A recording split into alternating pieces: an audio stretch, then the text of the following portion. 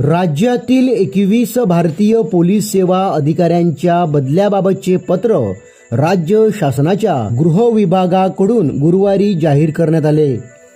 आगामी काळात महानगरपालिका, नगरपालिका, जिल्हा परिषद, पंचायत समिती, ग्रामपंचायत निवडणुका होणार आहेत.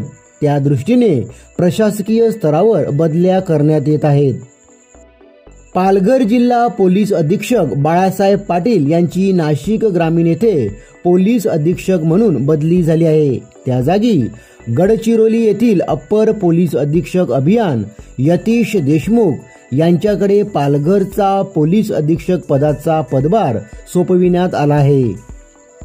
पालघरचे पोलीस अधीक्षक बाळासाहेब पाटील यांच्या संकल्पनेतून त्यांच्या कारकिर्दीत मुख्यमंत्री महाराष्ट्र राज्य यांच्या 100 दिवसांच्या 7 कलमी कार्यक्रमांतर्गत राबविण्यात आलेल्या विविध उपक्रमांमध्ये पालघर पोलीस दलाने उत्कृष्ट कामगिरी केल्यामुळे पालघर पोलीस दलाने राज्यात प्रथम क्रमांक पटकाविला आहे. या अगोदर कार्यालयीन सुधारणांच्या मोहिमेत पालघर पोलीस दल प्रथम आले होते.